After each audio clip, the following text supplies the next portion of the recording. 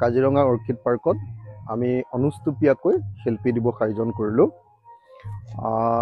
ইয়াত আজি আমাৰ কাজিৰঙা অৰ্কিড পাৰ্কৰ সকলো শিল্পী যি 24 ঘণ্টা অসমীয়া জাতিৰ লোক সংস্কৃতি আৰু সত্ৰীয়া নৃত্য সকলোবিলাক অসমৰ বিভিন্ন জনগোষ্ঠীৰ লোকনৃত্য লোক বাদ্য লোকগীত এইবিলাকক সদায় মানে প্ৰদৰ্শন কৰি থাকে 24 ঘণ্টা। মানে মই কৈছোঁ যে ৰাতিপুৱা 8 বজাৰ পৰা ৰাতি 9 বজালৈকে প্ৰদৰ্শন কৰি থাকে।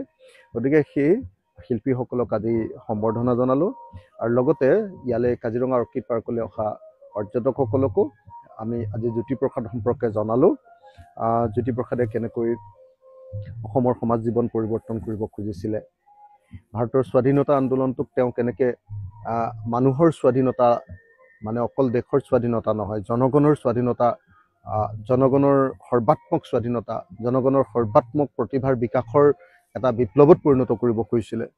তাৰ কাৰণে কেনেকৈ তেওঁ গীত ৰচনা কৰিছিলে, প্ৰথম অসমীয়া আধুনিক গীত, প্ৰথম অসমীয়া আধুনিক আপোনাৰ নাটক, প্ৰথম অসমীয়া চিনেমা সৃষ্টি কৰা মানুহজনী জ্যোতিপ্ৰসাদ আগৰৱালা। আৰু সেই জ্যোতিপ্ৰসাদ আগৰৱালাই মানে দেখুৱাই দিছিলে যে সংস্কৃতি মানে কেৱল গান আৰু বাজনা নহয়, সংস্কৃতি মানে এজন মানুহৰ ভিতৰ আৰু বাহিৰৰ যি যিটো অন্তৰ সংস্কৃতি, সেই বাহিৰৰ মানুহজন আৰু ভিতৰৰ মানুহজন একে হ'ব লাগিব। এইটোৱে প্ৰকৃত সংস্কৃতি। যদি এজন মানুহে তেওঁৰ ল'ৰাটো সোণটো বুলি কয় সেইটো সংস্কৃতি, আৰু জহনিত যোৱাটো বুলি যদি কয় তেতিয়াহ'লে সেইটো দুষ্কৃতি। এইটোৱে জ্যোতিপ্ৰসাদৰ সংস্কৃতিৰ প্ৰকৃত সংজ্ঞা, সহজ সৰল সংজ্ঞা। মই মানে এইটোক নিজৰ ভাষাত কৈ দিছোঁ যে তেখেতে অসমৰ জনজীৱনক তেনেকুৱা ধৰণে এইটো কৰিছিলে।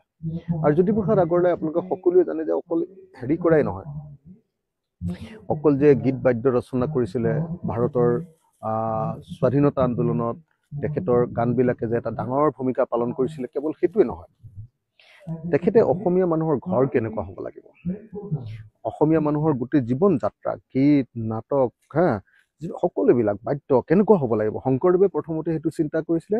দ্বিতীয় চিন্তা কৰা মানুহজন অসমৰ কাৰণে জ্যোতিপ্ৰসাদ আগৰৱালা। জ্যোতিপ্ৰসাদ আগৰৱালা। আৰু সেইকাৰণে তেওঁ কৈছিলে যে শিল্পী মানে কোনোবা দিন ভাল কোনোবা দিন বেয়া এনেকুৱা নহয়, শিল্পী তিনিও কালৰ। তেওঁ কৈছিলে যে শিল্পীজন সদায় শিল্পী, অতীততো শিল্পী, বৰ্তমানতো শিল্পী, ভৱিষ্যততো তেওঁ শিল্পী। আৰু শিল্পীয়ে সদায় ভৱিষ্যত দস্তা, সমাজখন কেনেকুৱা হ'ব লাগিব সেইটো দেখুৱাই থাকিব লাগিব তেওঁৰ মুখেদি, তেওঁৰ কামৰ মাজেদি। তো সেইটো বহুত ডাঙৰ ঘটনা। আৰু আটাইতকৈ ডাঙৰ কথা আপোনালোকে সকলোৱে জানে, জ্যোতিপ্ৰসাদৰ এটা অধ্যায়ৰ বিষয়ে বহুতে নাজানে যে জ্যোতিপ্ৰসাদ আছিলে মৃত্যু বাহিনীৰ, ভাৰতৰ স্বাধীনতা আন্দোলনৰ মৃত্যু বাহিনীৰ তেওঁ অসমৰ সৰ্বাধিনায়ক। মৃত্যু বাহিনীটো কি আছিলে? অসমৰ স্বাধীনতা আন্দোলনৰ, ভাৰতৰ স্বাধীনতা আন্দোলনৰ অসমৰ পাৰ্টটোৰ সেইটো ছুইচাইড স্কোৱাড আছিলে। ছুইচাইড স্কোৱাড বুলি কয় যে আজিকালি যিটো ছুইচাইড স্কোৱাড বুলি কয়, সেইটো আছিলে মৃত্যু বাহিনী। যে দৰকাৰ হ'লে দেশৰ কাৰণে মৃত্যুবৰণ কৰি দিব, মৰি যাব, কিন্তু কেতিয়াও কম্প্ৰমাইজ নকৰে। তো সেই মৃত্যু বাহিনীৰ ছুইচাইড স্কোৱাডৰ গেৰিলা বাহিনীৰ তেওঁ গেৰিলা সংগ্ৰামৰ কথা কৈছিলে। আপোনালোকে যদি ভালকৈ পঢ়িছে, মোৰ কিতাপখনো যদি কোনোবাই ভালকৈ চাইছে, আমাৰ কিতাপখন গীতাশ্ৰী আৰু মই যিখন কিতাপ লিখিছোঁ উৰিব পৰা হ'লে আকৌ যুঁজিলোহেঁতেন, তাত আমি সেই গোটেই অধ্যায়টো এটা অধ্যায় ৰূপে তাকে বৰ্ণনা কৰিছোঁ, কেনেকৈ তেওঁ মৃত্যু বাহিনী পৰিচালনা কৰিছিলে। গতিকে আৰু এটা কথা, ভাৰতৰ স্বাধীনতা আন্দোলনত কংগ্ৰেছে যি ভূমিকা লৈছিলে সেইটোত তেখেত নিজেই জড়িত আছিলে। কিন্তু তাৰ পাছত কংগ্ৰেছে কেনেকৈ মানে জনতাৰ পৰা আঁতৰি গৈছিলে, তেখেতে কৈছিলে, সেইটো বুজাবৰ কাৰণে তেখেতে কৈছিলে যে আমি কাৰ্পেটৰ পৰা ঘাঁহনিলৈ আহিছিলোঁ আৰু এতিয়াৰ নেতাবিলাক ঘাঁহনিৰ পৰা চব কাৰ্পেটত উঠিলে।